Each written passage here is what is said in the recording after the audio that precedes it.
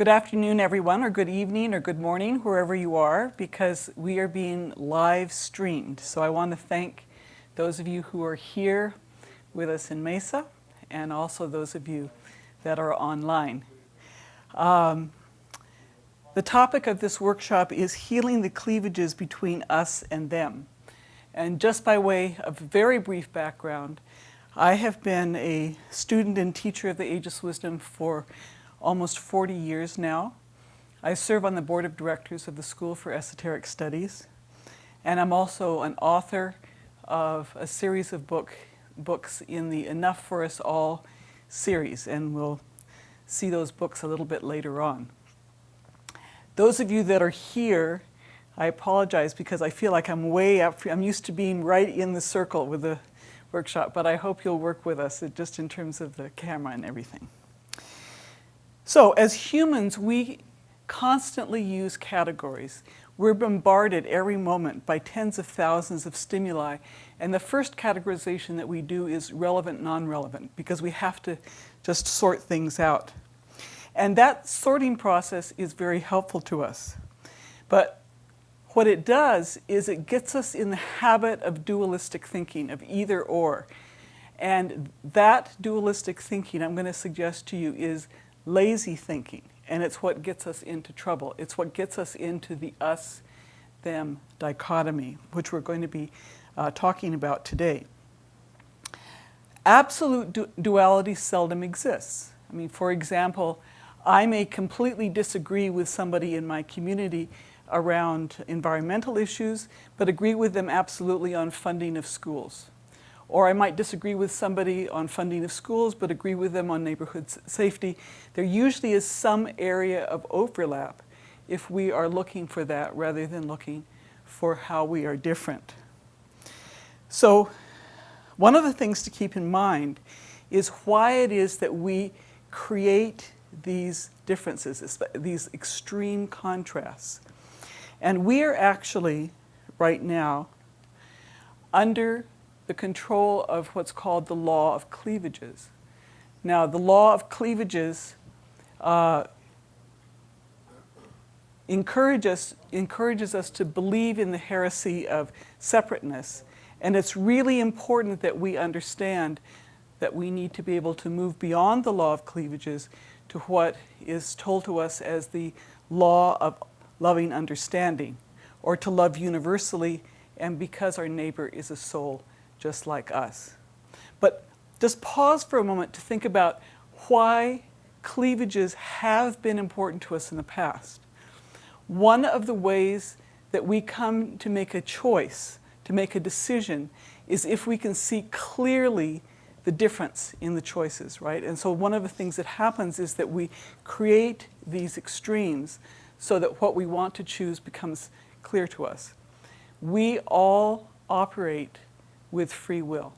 And so we have been learning how to use that free will in the choice process.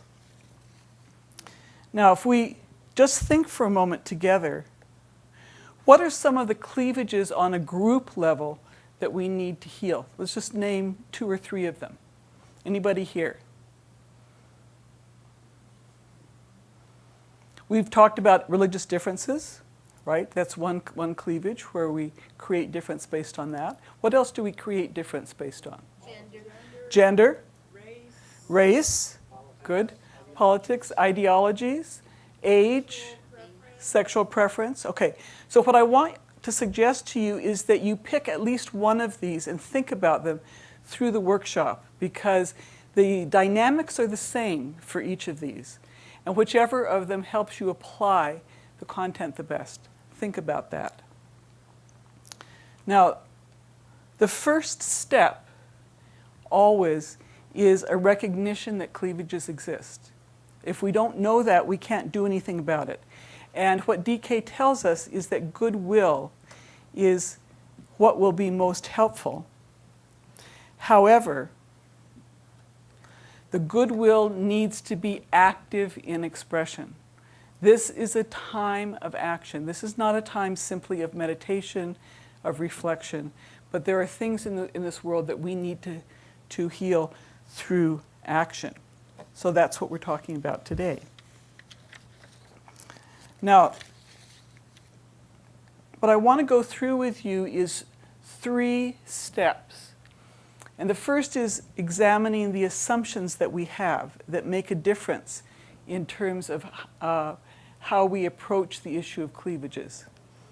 Then we're going to look at how it is that we objectify others, the strategies that we use, 5 most common, and then what we can do to actually heal those cleavages.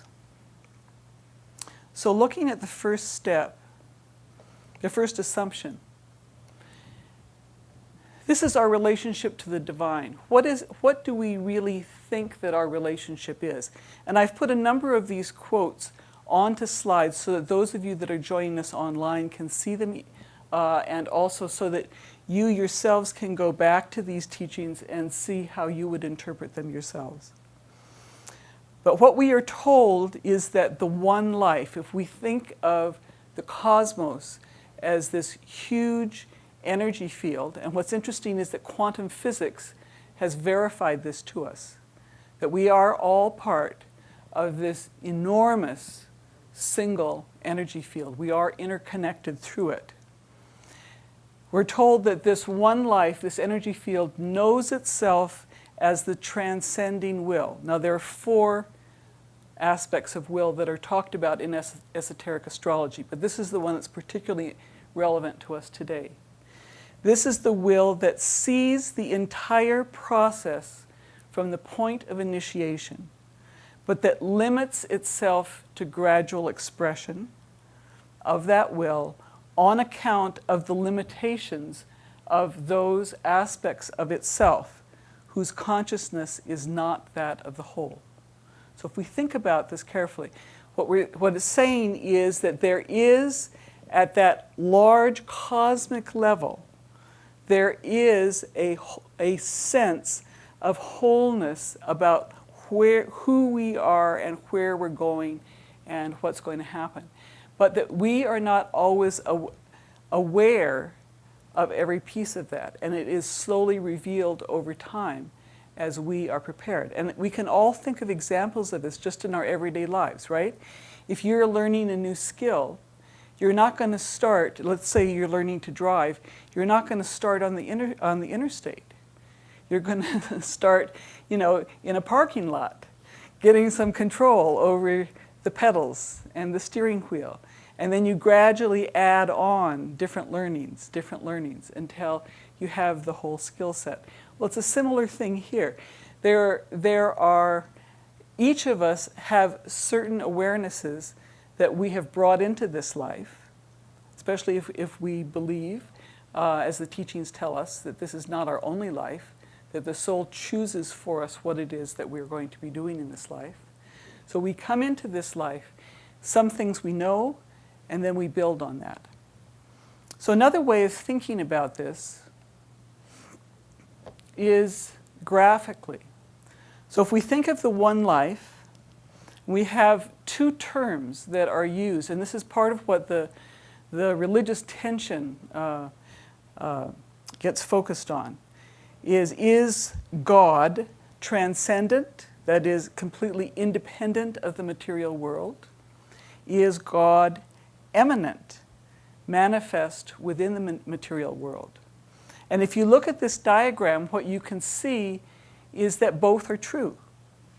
If I'm that one self there, then there is a part of the one life that is not part of my immediate experience. It's out beyond my immediate experience. I'm connected to it, but I'm not that aware of it. And it also flows through me. One of the reasons why I'm not as aware of it is that there is a ring past naught, right? And we talk about this as the causal body. Now, if you just think about this for a moment, if you have studied the energy that we talk about in the spiritual teachings, you know that that energy is very powerful, and it can be influenced by thoughts, by acts, by words. And my belief is that one of the reasons that we have that causal body until the 4th initiation is to protect us from inadvertently having a terrible consequence out there and having to deal with lots of stuff that we're not ready for. So we're kind of in a little protected environment.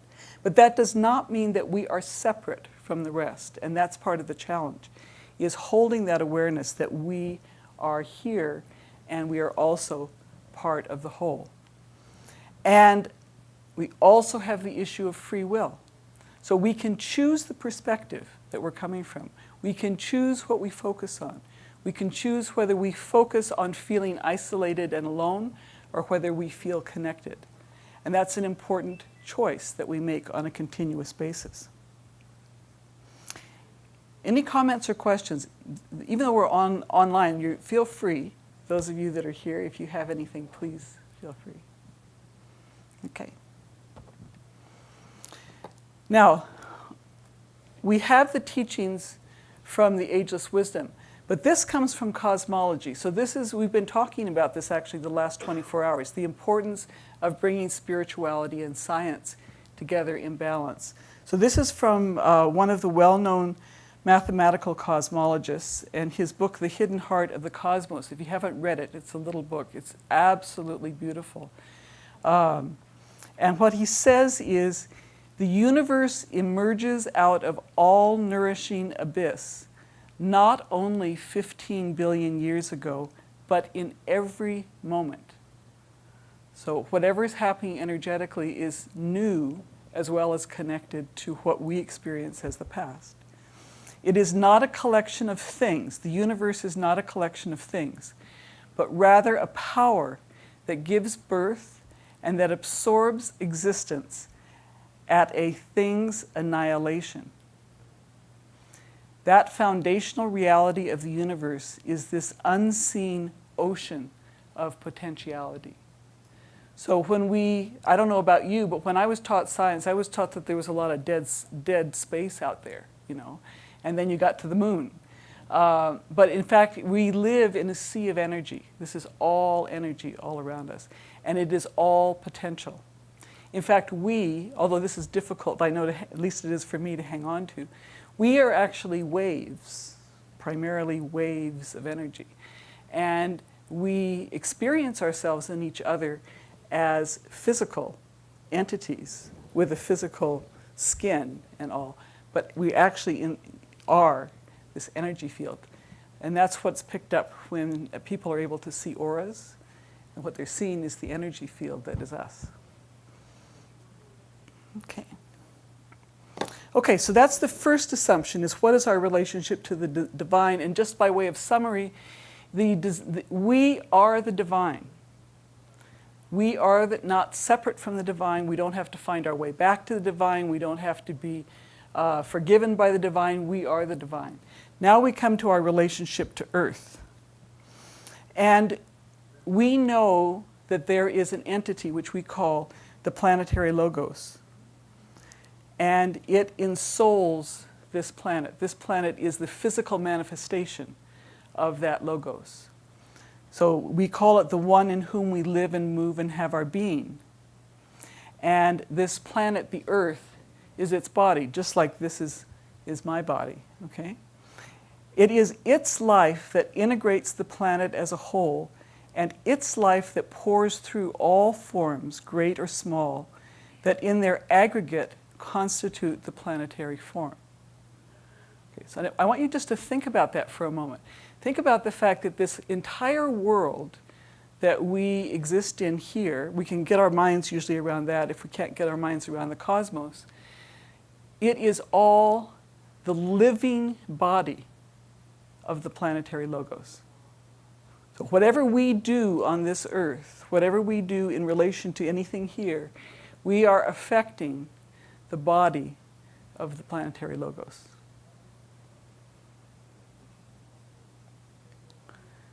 And we could say that the God of religious creeds is the planetary logos, of which we are each a part. Because that's the level at which we usually think in terms of divinity. And we each choose how it is that we want to conceptualize that relationship. It's the differences in choice that get us into some difficulty in communicating with each other. Okay. So we have, in addition to that, we have a theory which runs through all of the wisdom teachings, and that is hylozoism. I think I've pronounced that correctly. I'm used to reading it, not pronouncing it. And it recognizes no so-called inorganic matter. In other words, everything is alive. Everything in our world is alive. And whatever exists in our world is built up of small forms. There's really interesting work by a biologist, Lynn Margulis, that I cite in my principles book, and some of you may have seen her work. And she talks about the fact that bacteria are actually the basic life form, in that they always, when there's mass extinction, they always survive. We are made up of their networking, of what they have learned to do collectively and cooperatively together. So they're everywhere. And we also have, I'll just give you a little quote that I didn't put in the presentation. Up to 1/3 of all of Earth's organisms by mass, so if we put everybody together, 1/3 of the mass of organisms in the Earth live in rocks and sediments. You can find microbes everywhere. In the Mariana Trench, 36,000 feet below the ocean's surface. A half a mile under the Antarctic ice, and almost 20,000 feet above sea level in volcanoes. So it's everywhere. And there are these very interesting organisms called extremophiles who live in sulfur, in acid, in the fissures of volcanoes. So all around us, though we may not be aware of it, there are all of these living organisms, little living lives. And everything that we do, it almost makes me unable to move, right? Every time I step, right, I'm stepping on living organisms. Well, that's what the giants deal with, right? They try to minimize that. But we are in the midst of an abundance of life, an abundance of life. So, just getting myself back to this. We then come to an interesting concept which a barrister, Polly Higgins from the UK, has been trying to move forward, and that's the concept of ecocide, which is the mass destruction of the environment. And you can find some of this on the internet. What she and her colleagues have uncovered is documentation that when the International Criminal Court was being set up and the Rome statutes were being drawn up, and they were talking about crimes against peace, that ecocide was actually considered as the 5th crime against peace. And so she's trying to get the United Nations to actually put that into effect, which would give us an entirely different approach to dealing with environmental issues, right? If this actually becomes something that joins genocide, crimes against humanity, crimes of aggression, and war crimes as a crime against peace. So what she did was she organized in 2011 a mock trial that took place according to all of the laws of the UK in the UK Supreme Court, and it was a mock trial of the Canadian tar sands CEO. And I don't know if you know about the tar sands in Canada. This is very controversial for us in Canada because we have a Prime Minister from Alberta who sees only money when he looks at these tar sands and would like to ship this stuff through the United States, through British Columbia out to the ocean. Okay, this is a NASA picture from space. And on one side, you see 1984. That's what the tar sands looked like. They were already scarring from them. 2011 is on the right. It just makes me ill to look at this. This is what we're doing. Now, of course, what you don't see there is the fact that there's documentation that, for example, a flock of 500 ducks landed on one of these pools and they all died immediately. And the First Nations chiefs that live, of the First Nations that live around there, have been trying to get the Canadian government's attention to the cancer, all of the, I mean, if you look at the fish that come out of these waters, you know, they've got sores, clearly there's something wrong with them. The people are all sick. One of the chiefs said, "What am I supposed to do, march 500 of my people into the pond and have them die before your eyes, before you will believe that this is toxic, that this is not in the best interest?" And what's really troubling is that extraction of the tar sands requires a tremendous amount of water, which cannot be used after it's used in this process. It becomes completely toxic. So water is one of our resources that's becoming scarce in the world. So this is trying to shine a light on that environmental issue, but if we step back and we think of it from what we know from a spiritual perspective, this is what we are doing to the planetary logos, right? This is a huge injury that we are doing. It's not just in terms of what it means for us and our families and other beings that depend on the environment around there, but it's also that other entity. So our assumption about our relationship to the earth makes a difference. Because if we see ourselves as one with the earth, however we put that, then we are less likely to do this us-them. In our relationship to the environment, this is one of the places where we can begin to play out this us-them. It's just a thing to be used. It's not part of us. But in fact, what we're taught spiritually is that it is part of us, or it is part of the general spiritual environment that we live in.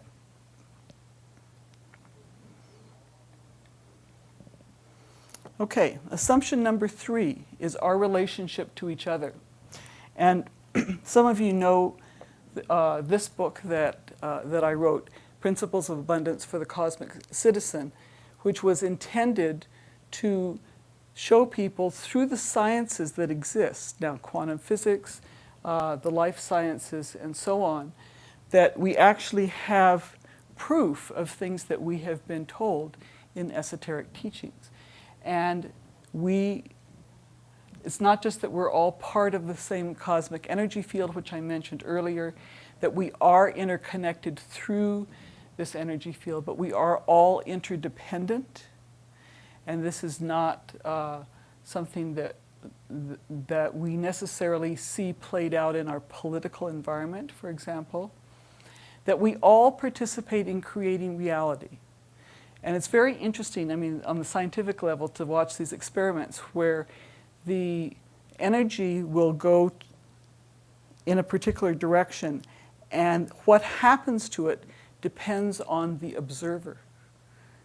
Now, putting that on a personal basis, and this is what Rabbi Lerner was talking about also, if I assume that you are friendly and well-disposed, and you happen to misspeak in some kind of way, you know, I laugh it off. It's not a big deal to me.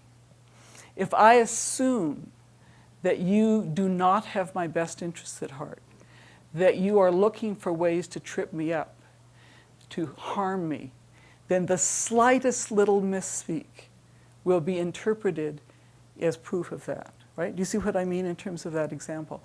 We can think of many examples like that where our assumptions, the way in which we approach something, affects our actual experience. We capture this in sayings like glass half full, glass half empty, that kind of thing. So that's the participate in creating reality. And we succeed through cooperation. Now this is one of the biggest things. This is like what Rabbi Lerner was talking about. And this is something that the biologists have been saying, is you look at the bacteria, they survive through networking. They create networks. That's how life moves along. The idea that we survive through competition is erroneous. It's not that competition is never helpful, but the idea that the dog-eat-dog is the way of the world is really not the way in which our universe has developed. And if you think about spiritual teachings, that's not surprising. I mean, we're taught that compassion and love are primary energies in this world. Yes? Well, I understand Darwin even said that towards the end of his life, that it's not the competition, it's the cooperation that really allows the evolutionary process to take place. Yes, thank you. It is interesting that Darwin himself came to that conclusion. However, his disciples picked on his earlier work, and they cite him as the dog-eat-dog champion, right? Survival of the fittest. Yeah. Thank you. Okay, so this brings us to a concept that Michael mentioned earlier of isolated unity, that we understand ourselves as part of the whole, but we also know that we have our own identity, the whole has its own identity, and we are part. So we're both and.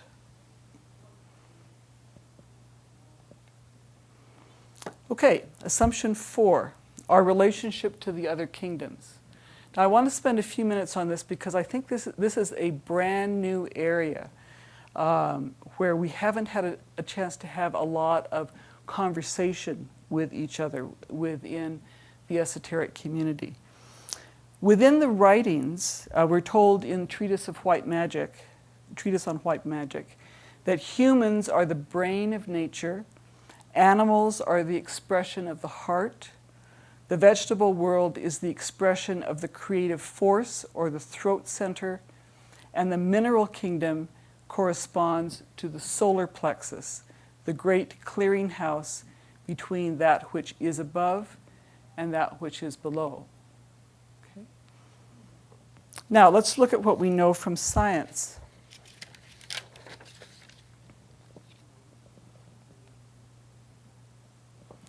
There is a growing body of research, and I mean like just in the last few months even, that we have dramatically underestimated the intelligence of various animal species, in part because we have looked to see how much like humans they are. You know, if you think about any of you that were familiar with some of the early work with dolphins, you know, the whole thing was, could they learn English? Not, could we learn Dolphinese? So what scientists are starting to do is to study animals in their own natural context and see how they behave. And surprise, surprise, they behave in general very cooperatively. They have complex cognitive abilities, good problem-solving skills. They are insightful and self-aware, compassionate, cooperative, and altruistic. Now, not every animal, just like not every human. But we have some that are clearly what we would call persons. And the three areas where work has been done on this was the first that was done was on great apes. This is still, the World Declaration on Great Apes is still moving forward. There are some countries where great apes have been granted legal rights. Now the issue, you have to understand the issue here is an animal seen in the legal framework as a thing or as a being? Okay, a thing or a being. You only have rights if you're a being. And I'll give you one example of the consequences of this. There's an orangutan that I think maybe as much as 30 years ago now was captured in Africa and taken to Europe, I believe Austria, you know, to be shown in zoos and that kind of thing. And the zoo that it was part of has been closed down or is in the process of being closed down. I think it actually has happened. And a group of people came forward and said, we want to make provision for this orangutan. We will pay for its care and feeding. You know, we will take it into our home. If, whatever is appropriate, we want this orangutan to not have to be killed just because the zoo is closing.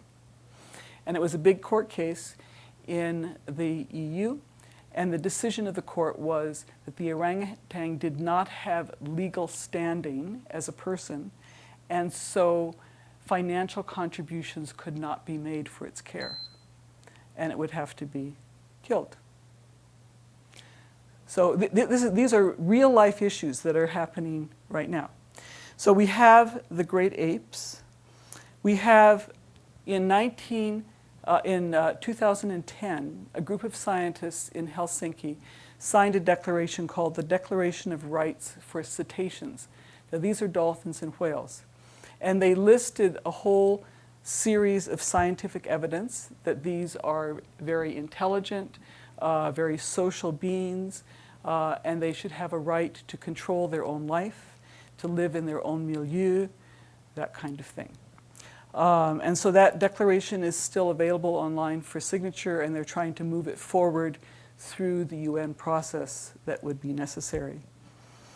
Switzerland has taken a position out in front of a number of countries, and in their constitution or in their law, they have declared that animals in general are beings and not things. They're the only country that has done this in that kind of generic way.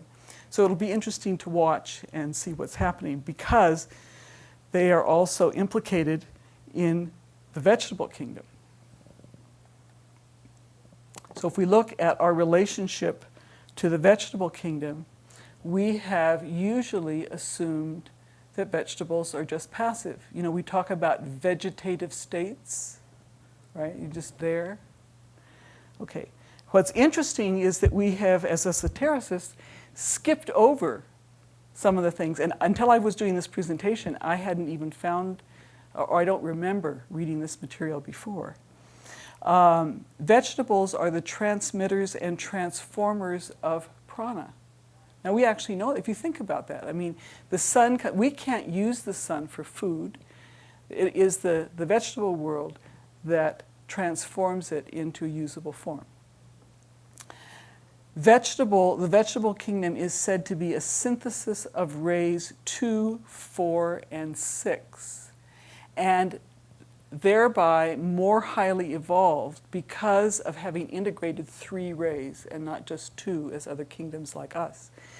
And they are considered the unique contribution to the solar plan.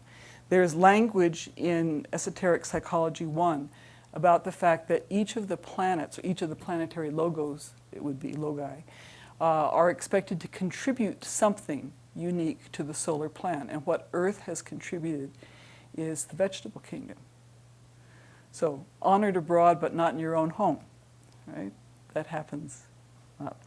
And we have a whole field now, again, this is very new research, of plant neurobiology that verifies that plants are, in fact, autonomous. They're able to communicate warnings. They enlist allies. Now, one of the challenges for them is that they're not mobile, right? So if they're under attack, they will secrete things that attract other insects or animals that can be helpful to them. It's very interesting to read this research. And they will send out warning signals to each other. And they are capable of complex behaviors based on, in other words, decision-making based on what they take in from the environment. This is all new to me. It's very interesting, I think. And Switzerland has a Bill of Rights for plants. I know. This is controversial because one of the tenets in here is that you cannot do genetic modification on a living being, right? And if we think that plants are things for our use, why not? Go at it. Make it whatever we want. But if we believe that plants are living entities in their own right, then they have the right to not be tampered with that way. Okay? You ready for the mineral kingdom? This is probably the one, I have to say to myself, that I have the least kind of empathic feeling for as another living being. However, I do recognize that I use crystals. I'm aware of the energy from them, okay? And so what we know from the teachings is that minerals are the foundation of ordered physical structure. And they are the result of the activity of the first and seventh rays. And it's only in the what we think of as the highest kingdom that the first and seven rays come into effect, at the highest and the, quote, lowest. Bolivia has, in their new constitution, they created a ministry of Mother Earth with a guardian, an ombudsperson who could speak for Mother Earth. And they've got lots of minerals. They've got a lot of North American companies wanting to drill down there. They have designated minerals as blessings. And they are working with mining companies on how minerals are extracted, how they're treated, and all of that. So this is all for you to just think about. Do with what you will. But you can find this. There's a wonder, if you want to follow some of this science, if you go to sciencedaily.com, you'll get the latest research. There's little research abstracts in what I think of as everyday language from the science research being done in different places. Okay, this brings us to the fifth assumption, our attachment to duality. Now, what we know is that all is one. Whether we live that or experience that or not. All is one. Spirit and matter are a unity, not existing save that which is to be found within the consciousness of the planetary logos, and in wider circles within the consciousness of the solar logos. And another quote, which I found very helpful, is that there is only one life, and it knows itself in three ways. Now, I think we've talked about this at other times in the conference, that the usual configuration is 1, 3, 7. Okay, 1, 3. This is the three: the will to be, the will to good, the will to know, which are related to the first three rays. So it's not a case that you have God and others, humans or whatever, that duality, that the energy does not naturally split into dualities. It splits into triplicities, and then into the seven, which is the seven rays, that kind of thing. This, I thought, was an interesting and relevant quote. The sixth ray brought the sense of duality to a humanity that regarded itself as a physical unity. The seventh ray will inaugurate the sense of a higher unity. So it's really under the sixth ray influence that we've started to do a lot of the dualistic thinking that we've done. The cause of glamour is primarily based on the sense of duality. One comes to the recognition of otherness and to the perception that one's sense of dualism should be ended. Okay, and so that's really what we're all about, is how do we now take a step back from that dualistic position and put it all together. So there's one other piece that we need to look at before we actually talk about action for healing, and that is, what are the strategies that we use? Because until we understand the dynamics of what we're doing, we don't really know what it is that we can do about it. So there's 5 ways that I'm going to talk with you about. I'm using this terminology partly just to get us out of language that is loaded in one way or another. This is language that comes from a philosopher, Val Plumwood, who thought and talked a lot about the process of objectification. So I'm going to use it as we go through the different ways. And for each of the strategies, I'm going to talk about the thought, the feeling, and the action, because those are the 3 components. Right? So hyperseparation. This is also known as hostile bigotry. And so this is where you take the 2 extremes and you say, those folks are nothing like us. There's absolutely no overlap. They're evil, they're wicked, I want nothing to do with them, they're immoral. The feeling is hatred, and because of that, violence is justified. So religious wars often stem from this. So we have this very, very strong feeling that there's something wrong with the other. And you can, if you think in terms of Venn diagrams, you can think of this as two circles that don't overlap, right? So it's us and it's them. No overlap, no common ground. Now, this type of objectification is no longer politically correct in many circles. You don't find people saying that Negroes are the devil or, things like that. We've just learned to not. It doesn't mean that the dynamic has gone away, but that's one of the reasons why it's called hostile bigotry, because we're going to get to another form of bigotry in just a sec. But I want to share with you a quote. This is from 1998, and I have not heard this talked about in very many circles. This is the American Anthropological Association, a well-respected professional association. And in 1998, they said, race, the concept of race, evolved as a worldview invented to assign some groups to perpetual low status, while others were permitted access to privilege, power, and wealth. And they have data to show that among humans, we are all variations on the same genotype. When we talk about races, which we do a lot, we're just talking about cousins that happen to look a little bit different than we do. But there is, anyway, I won't go into the research. You can look it up on their website, because this is, I think, a very important position paper. But I find it distressing that it's been now almost 15 years and it's not in the public awareness. It's not something that has affected how we talk and interact with each other. I don't know. I mean, had any of you seen this quote before? No. So we need to, this is just an example of how if you truly believe that the other is very, very different, you can create a whole mental concept, a whole mental construct that then affects society. Yes? I think there are people that have talked about institutionalized racism, which would be another way of saying that. That's been on the forefront for quite some time. Institutionalized racism in the sense that negative attitudes based on race or prejudice based on race have become embedded in institutions. But that terminology assumes that race exists, right?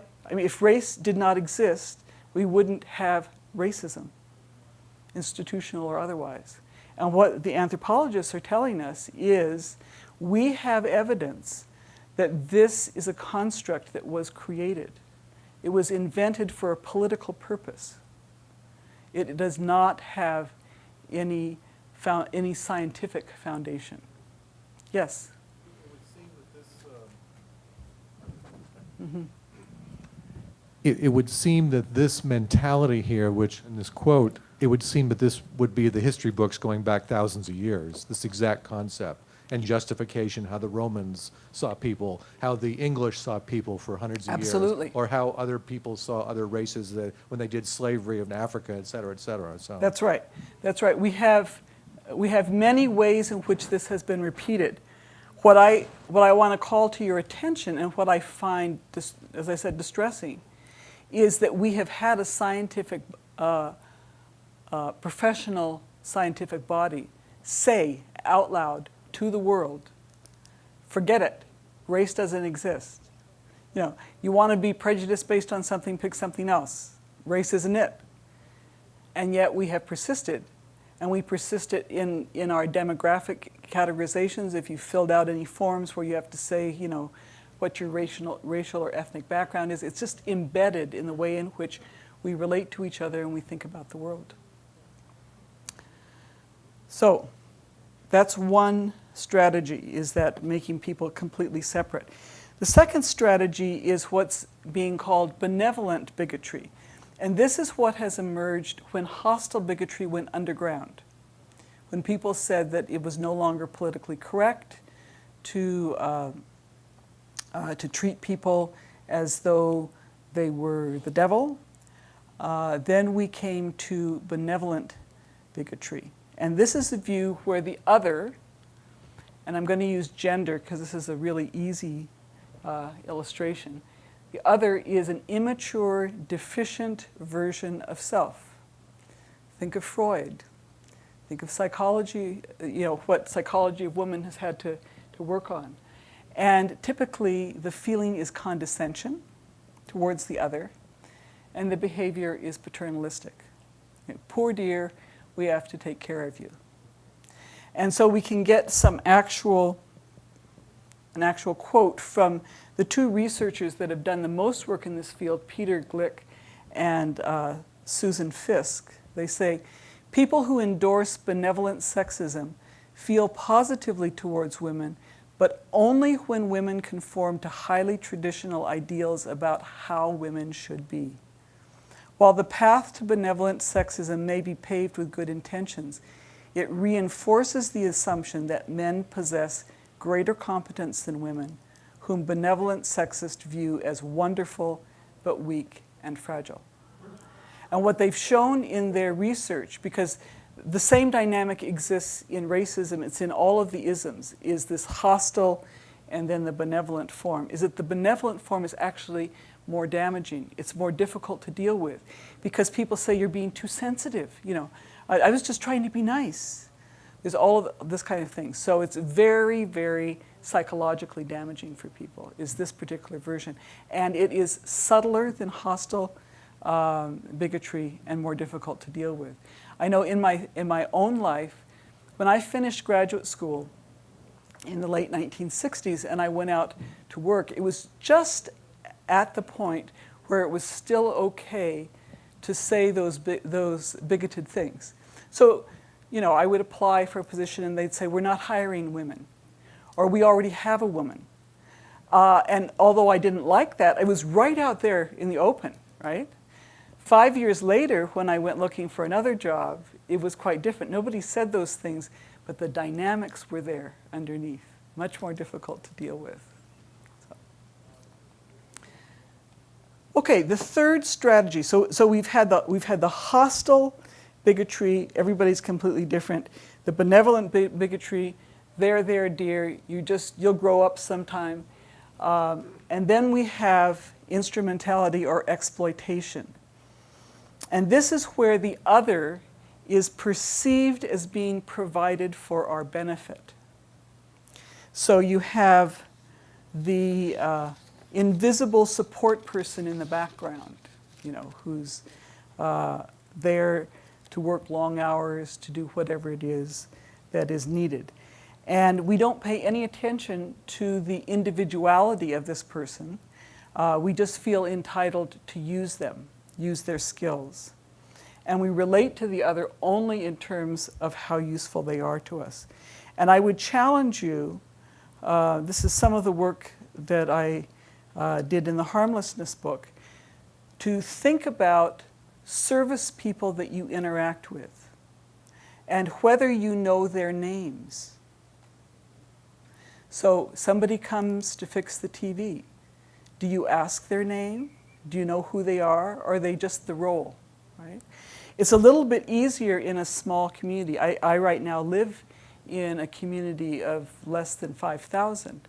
So it's easier for me to know that the receptionist at the doctor's office is also the president of the PTA, is also the choir leader, in other words, wears many, many hats.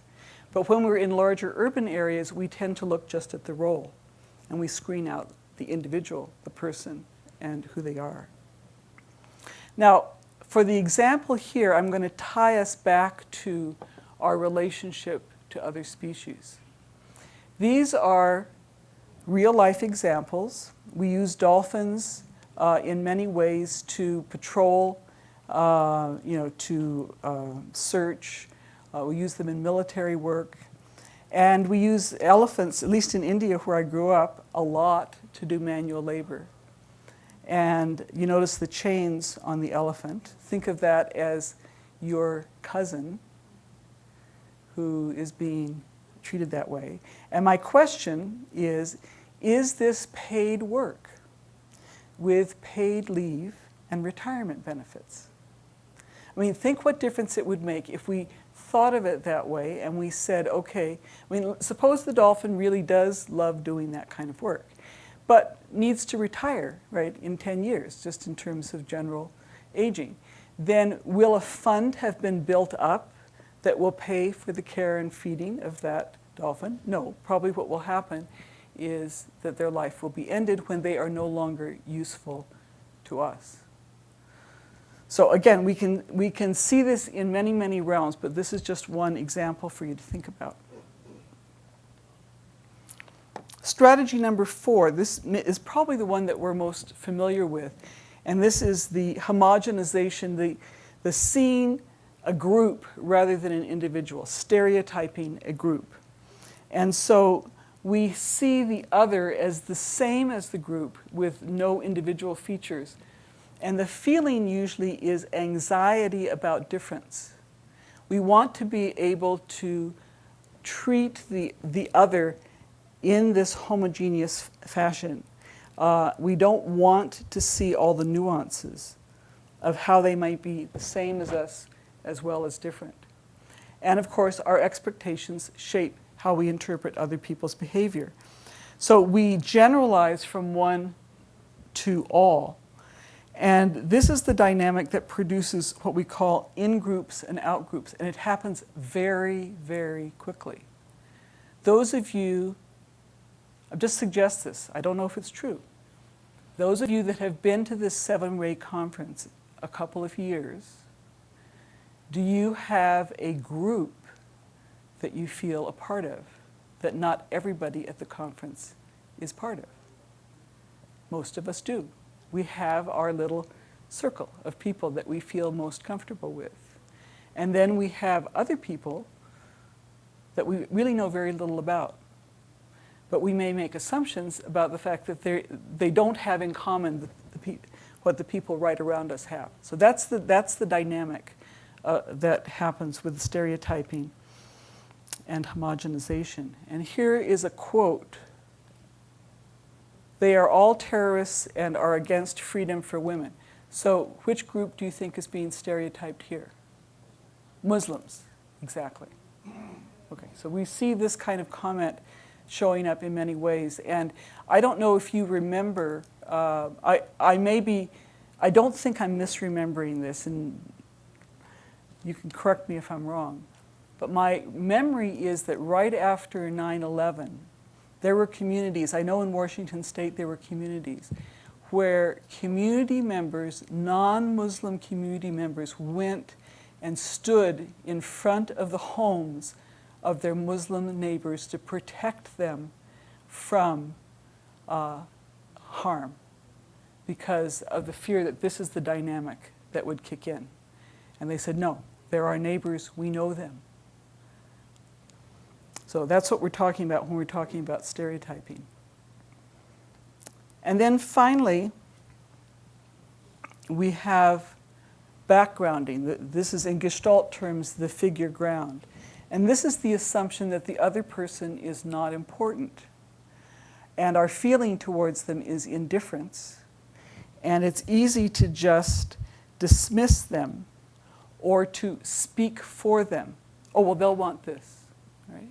How many of you know couples where one person in the couple always speaks for the other person? It's as though the other person isn't even there. I mean, they could disappear and it would be fine. That's the dynamic of the figure ground.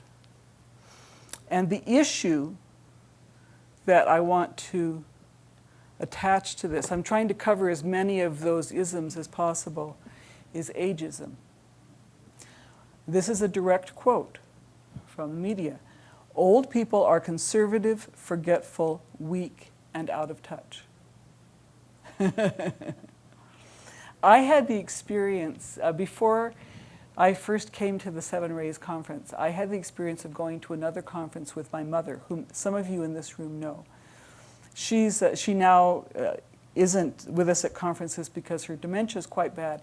But at that point in time, she was still very much present. And she had been an esoteric student for years, a very strong meditator, a very strong esotericist. But she looked like an old woman.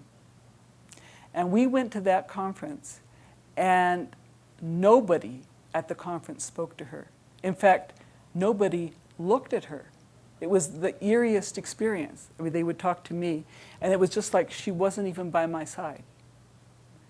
And I was so relieved when the next year we came here to the Seven Rays Conference, and people started talking to her and loved her. And even after she stopped coming, people would come up to me and say, and in fact this year still, "How is your mother? You know, such a wonderful woman, such a bright soul." But at that first conference, it was the physical appearance of an old woman. Couldn't possibly have anything to offer. So she was in the background. She was just to be ignored. So.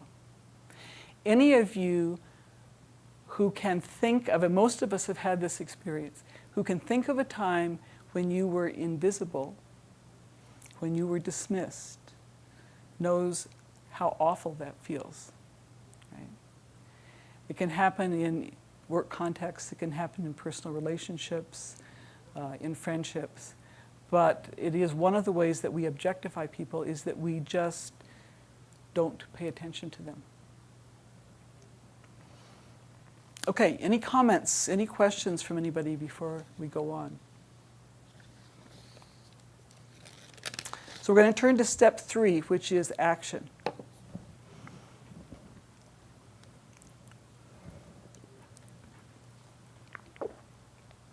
And we already have this said to us. We saw this in one of the early quotes, that it is following the law of loving understanding that will help us past this point. Living so that our lives are harmless, because all of the dynamics that we've just talked about, all of the strategies, are ways of harming other people. And when we harm other people, we actually harm ourselves. So we can look at a couple of quotes on harmlessness. The constant practice of harmlessness involves harmlessness in speech and also in thought and consequently in action. So all 3 of these realms are important. We know as esotericists that what we think has an impact on the energetic world. So it's a discipline there, not just in what we speak. We know that sound vibration is very potent. So the words that we use are critical. Second part of the quote, it is a positive harmlessness involving constant activity and watchfulness. It is not a negative and fluidic tolerance. So again, as earlier, we're being called to take positive action, not just to notice. And another quote on harmlessness from a treatise on white magic. Practice harmlessness with zest and understanding, for it is, if truly carried out, the destroyer of all limitation. Harmlessness is the expression of the life of individuals who realize themselves to be everywhere, who live consciously as souls, whose nature is love, whose method is inclusiveness.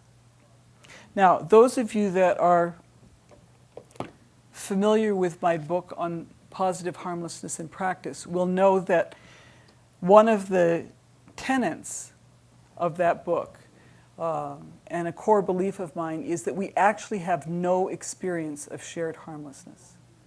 None. If you think about our media, think about the messages that come out, think about the way in which people talk to each other, act around each other, we do not have a context in which consistently we live in a harmless environment. And that's why my contention is that we need to build our harmlessness muscle. We can't just be passive about this. We have to consciously determine each period during the day that we are going to behave in a manner that is harmless and that is not going to objectify others and not objectify ourselves, because that would also be harmful. So what I'd like to do now is, and perhaps we can do this because we have people online, let's do this as a group exercise rather than a small group exercise, is to, let's focus on the second one, because we've been talking about, just in terms of time, we've been talking already about examples of the us-them dynamic. So let's take each of these 5 objectification strategies in turn and talk about how we can disrupt that.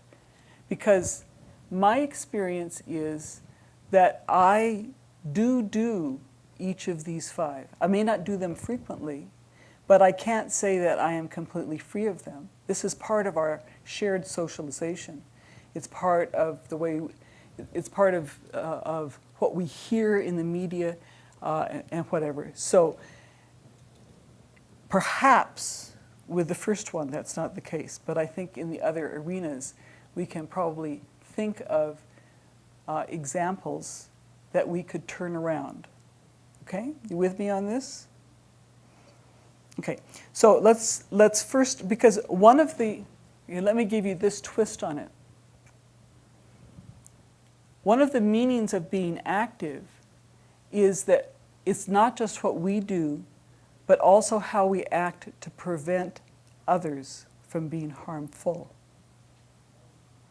So I know for myself, if I hear, so let's just think about this. Let's say that I hear a racist joke, or I hear an anti-Semitic statement. So Rabbi Lerner's been talking to us about this. Or I hear a woman talking about herself in demeaning terms, because that happens. What could I do that is positive and could turn that dynamic around? Any ideas? Those of you that are with us online, think yourself. What could you do?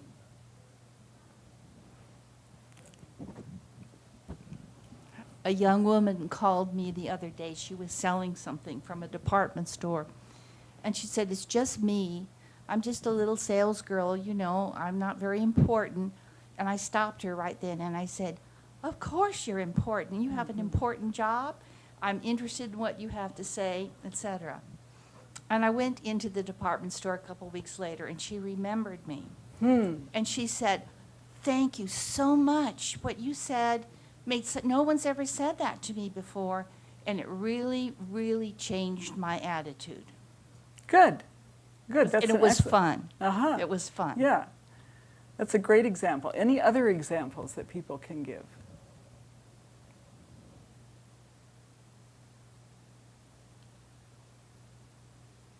Okay, let's take the benevolent bigotry, which, whoops.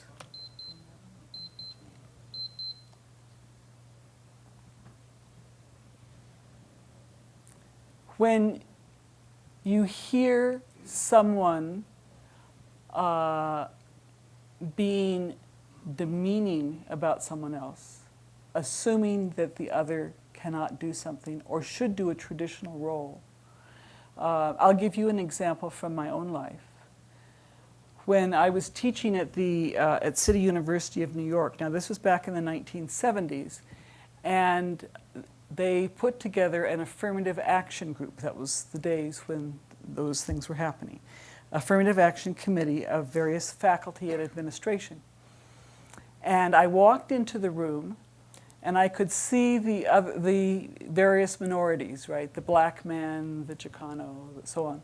I was the only woman in the group. And the chancellor turned to me and said, "Dr. Riddle, would you take the minutes?" And I thought for a moment, and I said, "I would be happy to do that when every other member of the committee has had their turn."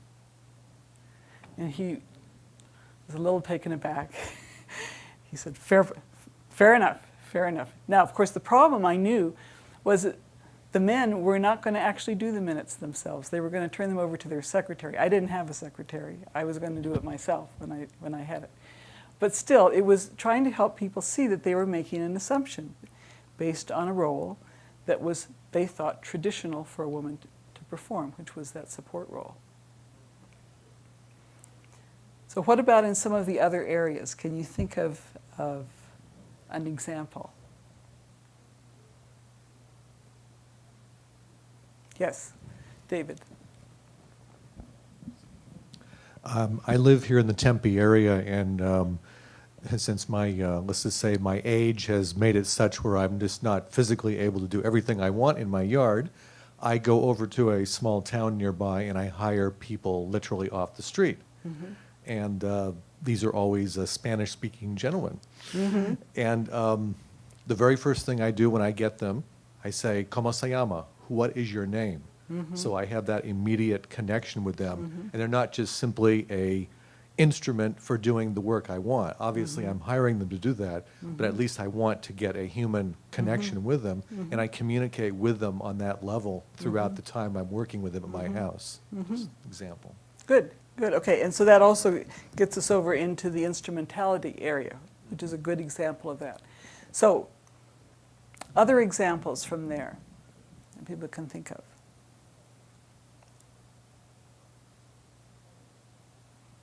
Yes, Gail.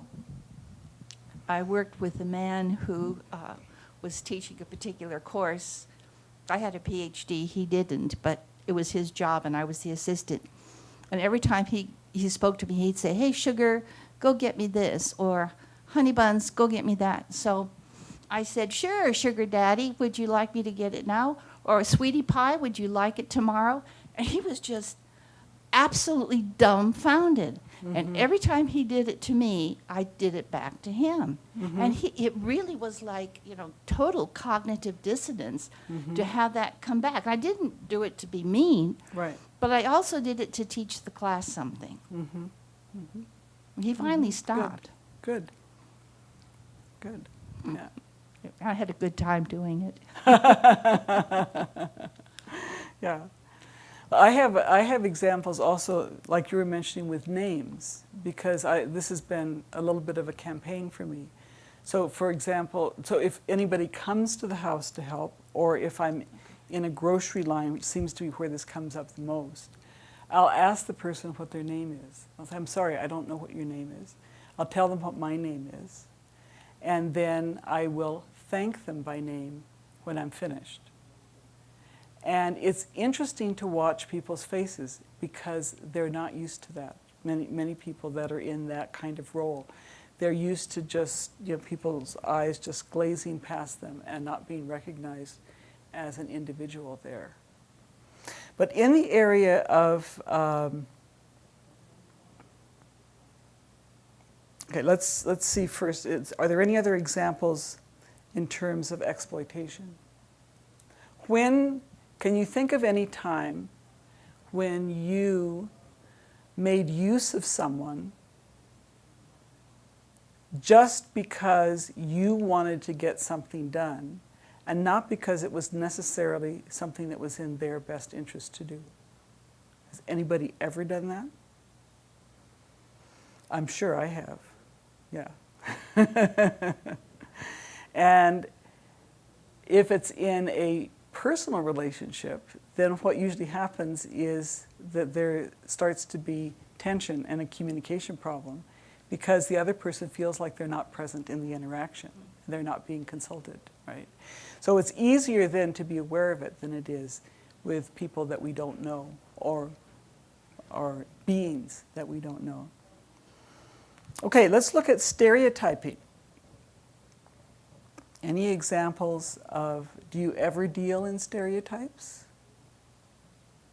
Can you ever think of a time that you deal in terms of stereotypes?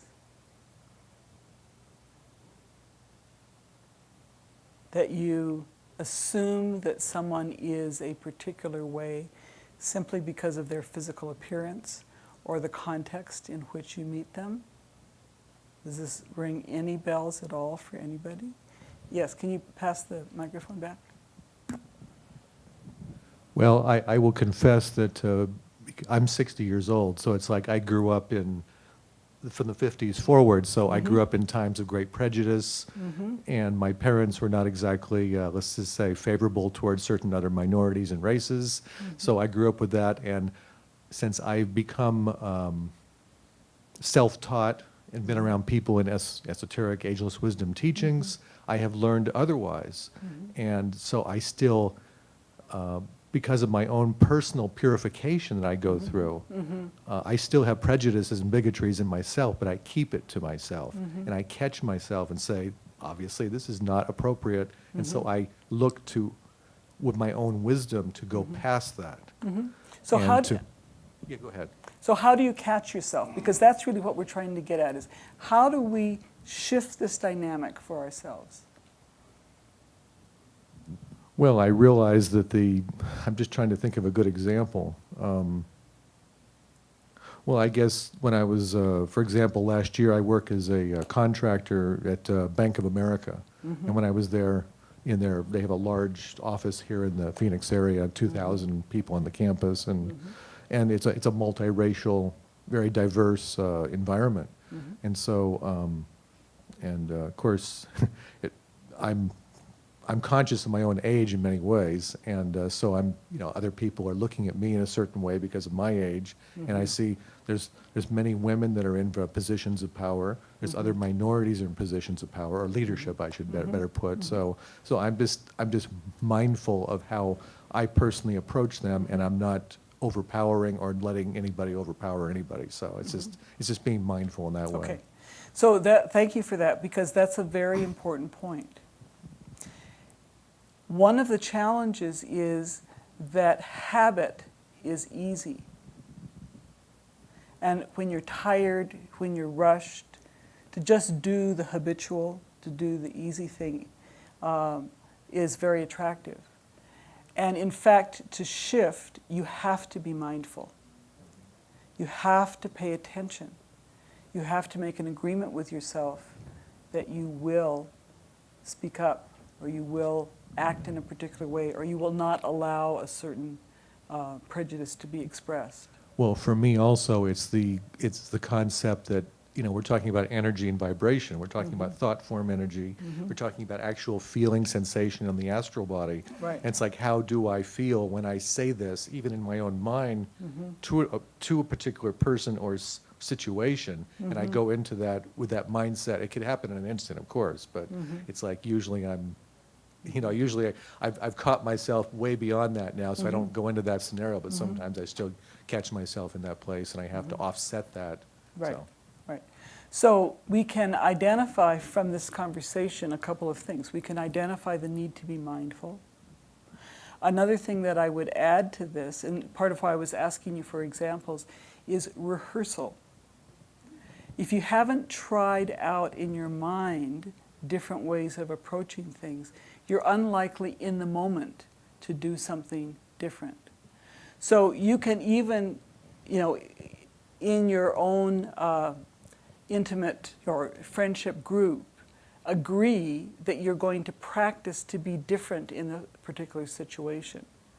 Or you can make agreements. For example, I have had some physical challenges, partly related to age. And so sometimes when I travel, I need to have wheelchair assistance. Now there is a really great experience in backgrounding, right? Where you become just part of the chair, and people will talk to the person pushing you, ask them questions about where you want to sit in the plane or whatever it is, and ignore the fact that you're there. Hello, it's me. Yes, I'm still here. I can still talk. I grew up primarily in India in a context where saving face was very important. It is difficult for me to do something that I feel would be embarrassing to another person in public. So what I learned over time was to enlist my partner and to rehearse ahead of time these situations and what I could do that was different? And just practice that. Well, remember the time that we were in such and such an airport, now what could you have done differently? Over and over and over again, until I can be a good advocate for myself. Because this is part of the harmlessness piece, is how we treat ourselves. It's not just how we treat others. And how we treat ourselves is likely to spill over into how we treat others. So if we dismiss ourselves, we demean ourselves, we are likely to do that to others. The more we empower ourselves, the more likely we are to relate in an empowering way to others. So we're almost out of time. I have one more slide. Any last comments on this before we get to the last slide? Well, you talked about habits being the easy way. After studying the Yoga Sutras, and Patanjali suggests that when we look at others, we see only essence. And if we really develop a habit, that does become the easier thing, to just see essence, and not the differences. That's right. Thank you very much for that. Yeah. Okay. So one final thought, and that is, forget not that humanity grows through the presentation of moments of crisis.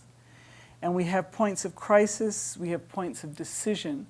Crisis, is things are falling apart, we've got to do something.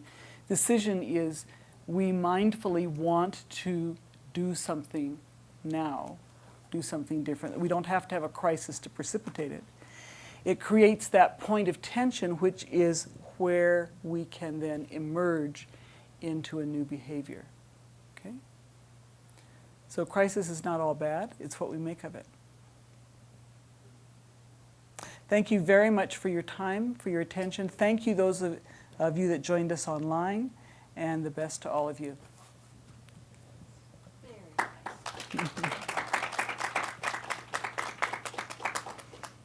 Thank you, Dorothy. You're welcome.